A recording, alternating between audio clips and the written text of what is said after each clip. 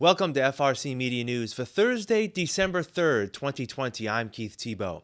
This week, COVID-19 continues to grip Fall River, Massachusetts, and the country. We get an update from Governor Baker, as well as changes to learning next week within the Fall River public school system. Police reform legislation passes the state legislature without the support from Fall River's House delegation. And we preview next week's Santa Jolly Ride throughout the city of Fall River. All that and more coming up. Fall River and the state of Massachusetts continue to see alarmingly high rates of COVID-19, despite case levels that are higher than when the pandemic began in March. At a press briefing this week, Governor Charlie Baker said the Commonwealth will continue to stay the course. There's also been a lot of misinformation going around about things that are going to get shut down here, there, everywhere at a moment's notice. People have enough stress in their lives without having to deal with the rumor mongering. Remember to get your information about what's going on statewide from verified sources like mass.gov or from media organizations. This may come as a surprise, but the guy your sister knows who used to work with a guy who knew your friend, they aren't necessarily up to speed, up to date, or accurate with what they know about what we and others are up to. At this time, the Commonwealth is not planning any additional closures or restrictions. We'll continue to follow closely the public health data and continue to make decisions based on that. The public will be given, as they have been in almost every instance and circumstance since the beginning of this, clear notice before anything new goes into effect. In tracking the spread of the virus, Governor Baker also noted the increase in cases related to those gathering in places of worship.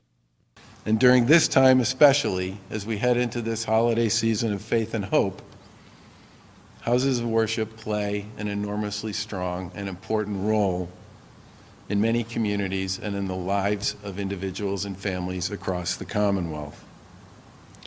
But as with all gatherings, protocols have been put in place to ensure that services and other functions that happen in houses of worship happen as safely as possible. And the Commonwealth's faith leaders have responded admirably to the COVID-19 pandemic. Many have moved their services online, allowing members to still tune in every week and from the safety of their home. Some have adapted to holding outdoor services or added partitions to listen to services from their vehicle in the parking lot outside. But our data still found that there were too many clusters of cases that stemmed from houses of worship, and these cases spread out into the community at large. During our weekly interview with Fall River Mayor Paul Coogan, he says there's still nothing unusual about the infection rates here in Fall River, which are among the highest in the Commonwealth. However, late last week, School Superintendent Matthew Malone announced that beginning Monday, city schools will make a change in its learning model, with just about all students, except those with special needs, transitioning to remote learning through to the Christmas holiday break. I think the numbers in the schools are still positive. I think that's that doing what we're doing is called the abundance to caution model. We had an issue, I don't know, a month back, 6 weeks back at Green School, where we literally closed the building, cleaned it, tested people, and got the kids back in there. I prefer that model, but I have to defer it to the superintendent. That's his call. We gave him the authority, and I'm sure he's doing what he thinks is best for the kids. I think the schools have done a tremendous job. Their numbers have been very positive. I was watching the governor of New York when he was talking about the schools in New York. He said, "Listen, if we could have those numbers across the community, we should send everyone to a school." So, I mean, it's a double-edged sword. I know people get nervous, but you do have to remember that people that didn't want their kids in school had already opted to get the kids out of school. They took them out. I think it's like 40 or 50% of our students are on full remote, so they don't go into schools. Kids that did decide to attend regularly, week on, week off, were the ones that this is impacting, not the ones that are already fully remote. All three members of Fall River's House delegation voted no on a compromise police reform bill, which passed the legislature earlier this week. State Representatives Alan Sylvia, Carol Fiola, and Paul Schmid all voted against the bill, which passed the House by a vote of 92 to 67. State Senator Michael Rodrigues voted yes on the measure, which passed the Senate on a vote of 28 to 12. The bill now awaits either approval or a veto from Governor Charlie Baker. Now, the bill calls for a new commission to be formed with the authority to certify or decertify officers, oversee misconduct investigations, and standardize training. The bill bars officers from using excessive force during arrests. Also included in the legislation is further study of making changes to qualified immunity for officers, which protect them currently from lawsuits that accuse them of excessive force. Included in the bill is a provision to strip an officer from qualified immunity if he or she is decertified due to misconduct. The legislation is in response to the instances of police abuse highlighted by the killing of George Floyd back in May. Representative Sylvia, a former Fall River police detective, says he voted against the bill because it contained measures he feels are anti-law enforcement. The same issues that existed and the reason why I voted no existed last night around qualified immunity, around due process. It was very clear that included in that complex legislation was the no-knock warrant elimination. And it was, I had read a letter and it was presented that from the Attorney General that part of the legislation should be excluded. Yet, even based on the recommendation of the AG, it was still included in the legislation that we voted on last night. So I'm happy that I voted no. I'd like to think that the governor may veto. He hasn't indicated as of this morning whether he is or not, but he does have veto power, and there are not enough votes to override that veto. So I would like to see it go back and start over to really look closely and to give it time to ensure that we get a piece of legislation that is equitable and judicial. So I'm hoping that happens, Keith. Representative Sylvia says police reform is needed, but just not in the form of this current bill.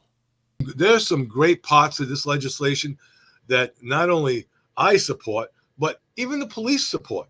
Around standardized education, around certification of police officers, something we don't have in Massachusetts, around decertification of police officers, where there be a tribunal to determine when a police officer commits a felony or a misconduct, if it rises to the level of being decertified as a police officer.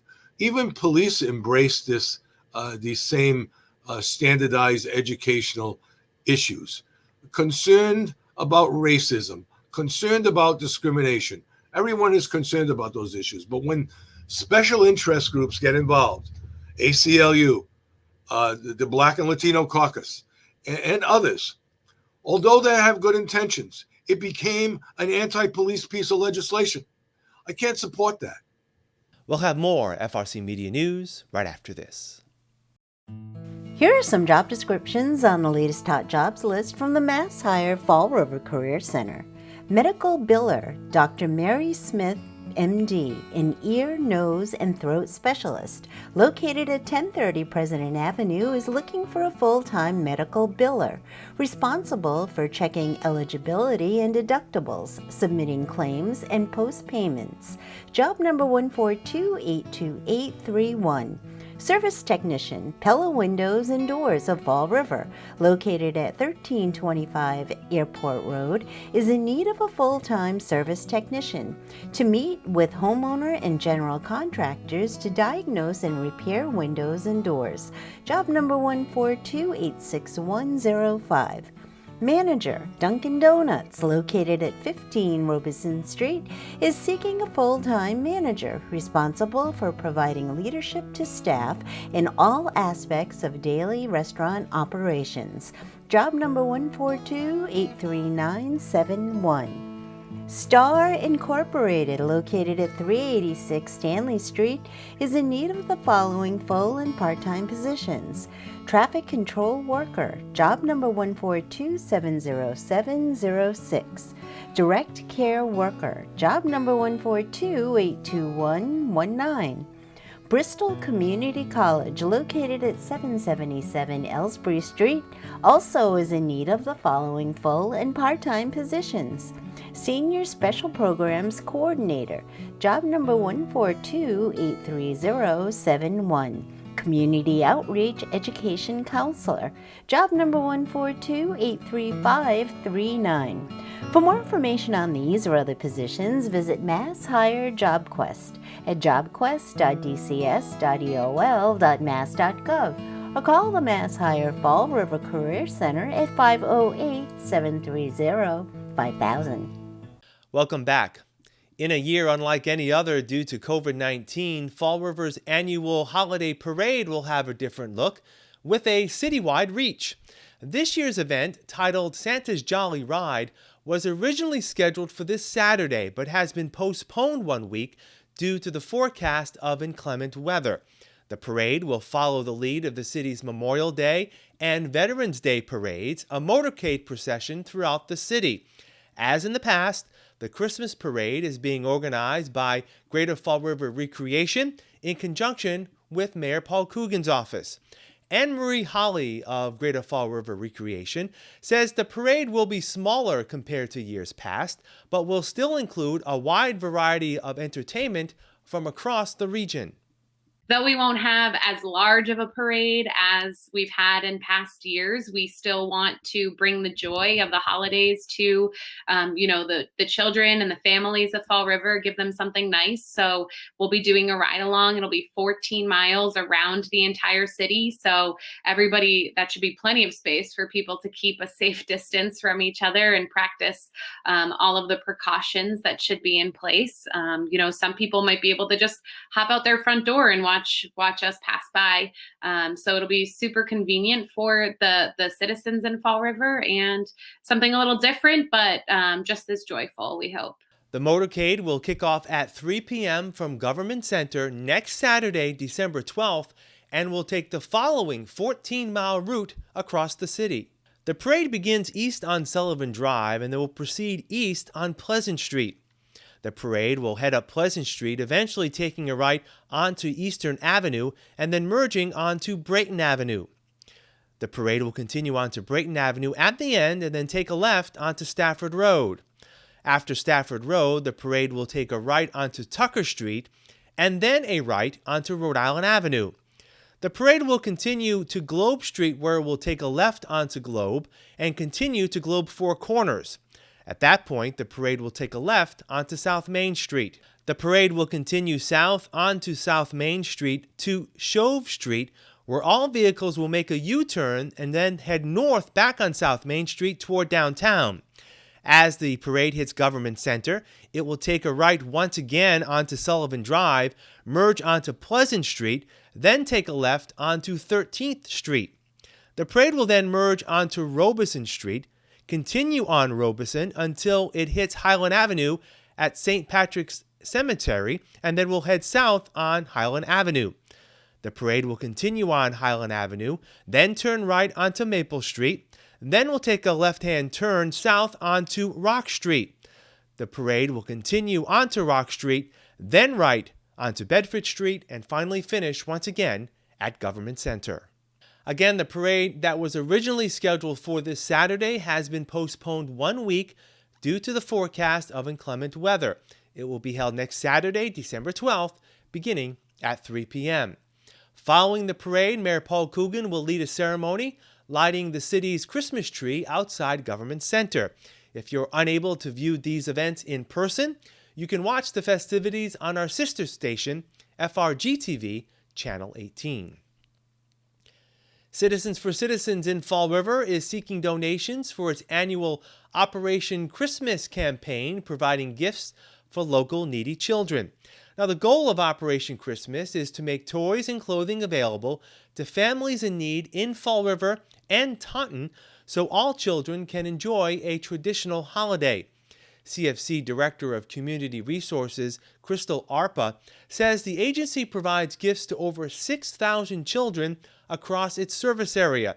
She says in the face of COVID-19, many people who have been supporters of the giving campaign will not be able to help this year. This year is really difficult. We've had a lot of local businesses that have closed due to the pandemic. There are places that are working remote right now. So unfortunately, they would have big office parties and everybody would contribute and bring a toy. A lot of them are not doing that this year. I think I've had many people that used to help me are now my clientele. And to see that is very disturbing. I've dealt with a lot of people who have never been in this situation, and they've always been the ones to help people. And now they're asking me for help. And it's concerning and it worries me. And people's mental health right now worry me also. And it being Christmas, it's supposed to be such a time of giving and caring and, people just being blessed. And I'm hoping that we can still provide that for people this year and give them some light. With the financial impacts of this year in mind, Ms. Arpa says she expects there will be a greater need to serve more families. I am expecting it to go higher this year. I think since our application process is now online, it's never been online before. Everybody has always been able to come in. I think my numbers are a little down right now, but I'm positive that they will go up. Right now, I have about 800 families registered. So for this stage in the game, that is a little low, but I still have hundreds coming in by email. They drop them off in the fuel assistance box next door. So they are still coming in. And I feel by the time of Christmas, I probably need the 1,000 children. Our deadline is absolutely December 10th for people to apply, but I have a hard time saying no to people. So we always have people who come in and we do late applications also after our major distribution day. The deadline for families to apply for assistance is next Thursday, December 10th. Ms. Arpa says the greatest need is for the donation of new unwrapped toys for distribution. She will accept aid right up to Christmas Eve, but as of right now, donations have lagged. This is the first year I'm worried. Every year, we've always had a tremendous outpouring from this community. I know a lot of people say Fall River and the surrounding towns are poor communities, and we may be, but we have the biggest hearts. I've never seen so much generosity from anywhere than I do from this area every year. So somehow it always manages to work out. This year, I have not received a lot of donations yet. I've had a few things come in, but usually by this time I can't move in the big hall. So it does worry me that I will be able to service at least the 4,000 kids I normally service. I just may not be able to give as much. Where we give the one major gifts and we try to give two little gifts, we might only be able to give the one major gift this year. Hours to drop off donations at Citizens for Citizens are Monday through Friday from 7:30 a.m. to 4 p.m. For more information, you can visit the CFC website or call 508-679-0041. Now, throughout the pandemic, the Fall River Public Library has been active in providing children and adults alike with activities that are COVID safe. Children's librarian David Mello tells us what's on tap for the holiday season. When you visit the Fall River Public Library between now and December 23rd, you can take part in the library's annual Great Christmas Stocking Contest and possibly win a Christmas stocking and a wonderful book. It's all very easy to play. When you come to the library, you'll find 5 Christmas stockings hanging behind the circulation desk. Guess which of those stockings is hiding a Christmas star, and you can win a Christmas stocking of your own and a book. Just make an appointment by calling 508-324-2700 extension 4 to visit the children's room. We'll be seeing you. Bristol Community College is offering a free course for high school students in Fall River and New Bedford to get a taste of the college experience. Bristol President Dr. Laura Douglas says the College Tracks program, funded through private donations, strives to improve the prospects that more local students will choose a college career after high school. Bristol County ranks as the highest in Massachusetts for the percent of the population ages 25 and over without a high school diploma. This program was designed for students who might not be choosing college as their choice after high school, but they certainly have the potential to go to college and do well in college. And so we wanted to create a pathway, an on-ramp, so to speak, that would allow them to experiment and allow them to take some additional courses. And then those courses all will be part of a college degree at Bristol Community College, but they're also transferable to just about any of our public institutions in Massachusetts, and also to many of our privates as well. We know that students who try college when they're in high school and get on these pathways are much more likely to continue on to college. They're more likely to apply and receive financial aid, and they are more likely to have those credits transfer to another institution. So later on down the line. So all the statistics are there that support an investment in early college. The first of 4 college tracks classes with 20 students apiece began in early October and will end on October 18th. Dr. Douglas hopes funding will be made available to keep the program going. Meanwhile, the fall 2020 semester is only a few weeks away from completion. Dr. Douglas says the entire college community has come together since March to ensure that all students gain the education they need, be it through a remote or in-person learning environment. Well, I could never be more proud of the faculty and staff at Bristol Community College.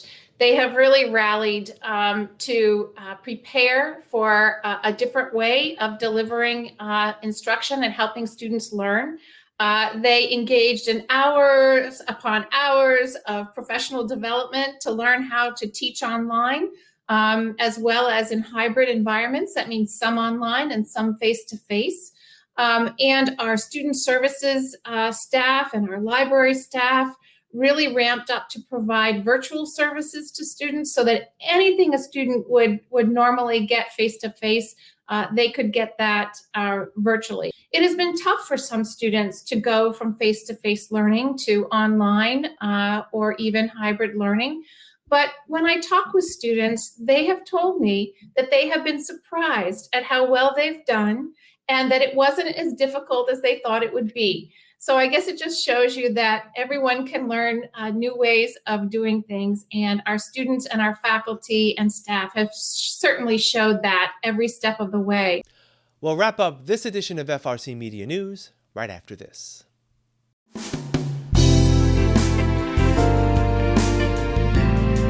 Hi, welcome to Hot Dogs and Cool Cats. Today we have Bella. She is a pit bull boxer mix. She is roughly 2 years old. She was an owner surrender. It was no fault of her own. She's very easygoing, so she'd be well in any kind of home. She'd do well be in an active home. She does love to go for long walks. She also thinks she's a lap dog, so she'll crawl right up on your lap. She's very affectionate. Sometimes she can be a little shy when she first meets you, but when she warms up, she warms up. She's very gentle. Oh, you want to show off your tricks? Sit. Pull up. Oh, good girl. Other pull up. Good girl. Down. Down. Oh, you're not going to do it? All right. Okay. Down. Down. Oh, look at you. Good girl. If you want to come down and meet Bella, I know she'd love to meet you. We are located at 300 Linwood Street in Fall River, Massachusetts at Forever Paws Animal Shelter. Today with us we have Norma. She is roughly about 2 years old. She loves to be pet. She'll sit on your lap. As you can see, she does have a cute little black spot right on her nose, right next to her nose. It's a very unique feature. She would do really well in a home that is calm. Yeah. She's not really content about being held. She is pretty independent. Yeah, typical cat, but she is pretty sweet though. If you want to come down and meet Norma, I know she'd like to meet you. We are located at 300 Linwood Street in Fall River, Massachusetts at Forever Paws Animal Shelter. That's all for this edition of FRC Media News. Please check out our website, frmedia.org, for all the latest news and information, as well as our Channel 95 program schedule. FRC Media News airs Thursdays at 6 p.m. and Fridays at 5:30 p.m.